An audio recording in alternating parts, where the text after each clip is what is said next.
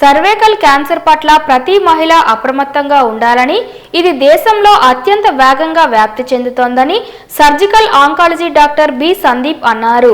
శ్రీకాకుళం నగరంలోని రైతు బజార్కు ఆనుకొని ఉన్న మెప్మా భవనంలో భారతీయ హ్యూమన్ రైట్ కౌన్సిల్ అధ్యక్షురాలు మణిశర్మ ఆధ్వర్యంలో అంతర్జాతీయ మహిళా దినోత్సవ వేడుకలను గురువారం నిర్వహించారు. ఈ సందర్భంగా మహిళలకు వచ్చే గర్భాశయ క్యాన్సర్పై అవగాహన కల్పిస్తూ సదస్సును నిర్వహించారు.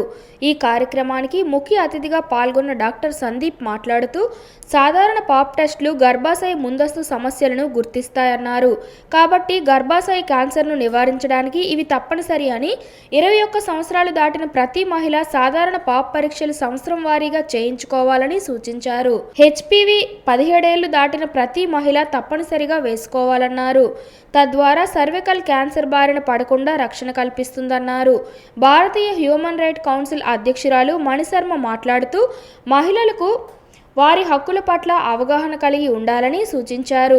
మహిళలు అన్ని రంగాల్లో ముందున్నప్పటికీ ఆరోగ్యం విషయంలో వెనుకబడుతున్నారని ఆవేదన వ్యక్తం చేశారు.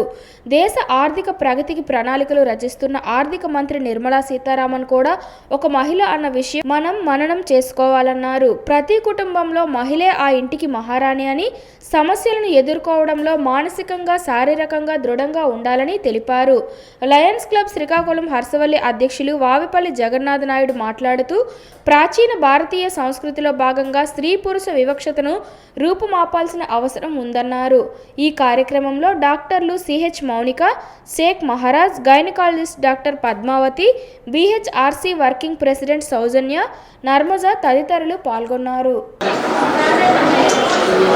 అంటే ఒక ఆదిశక్తితో మనం పోలుస్తాం స్త్రీని. స్త్రీ లేదే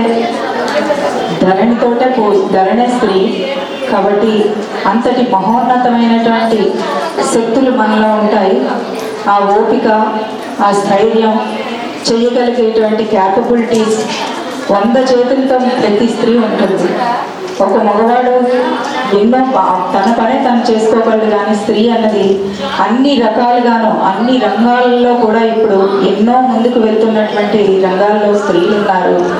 విద్య, వైద్యం, ఆరోగ్యం, వాణిజ్యం ఏవైతే ఉన్నాయో అన్ని రంగాల్లో కూడా స్త్రీలు ముందున్నారు.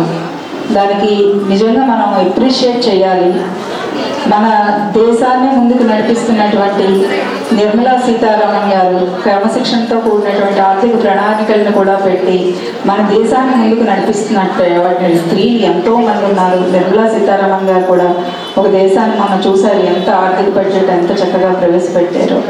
సో ఒక ఉమెన్గా మనం కూడా ఎంతో గర్వించదగినటువంటి స్థానాల్లో ఎంతో మంది మహిళలు ఉన్నారు.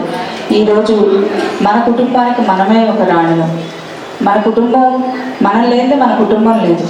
కాబట్టి మన కుటుంబాన్ని మించింది, కుటుంబ వ్యవస్థను మించింది ఇంకొకటి లేదు. ఎందుకంటే ఇంట్లో పిల్లల్ని తీర్చిదిద్దుకొని, భర్తని చేసుకుని, ఎన్నో రకాలు ఇంట్లో అత్తింటి వారిని, పుట్టింటి వారిని అందరినీ చూసుకుని ఎన్ని రంగాలుగానో బయటకు వచ్చి ఒక స్త్రీ పడుతున్నది అంటే ఆ సమస్యలు చాలా ఉంటాయి.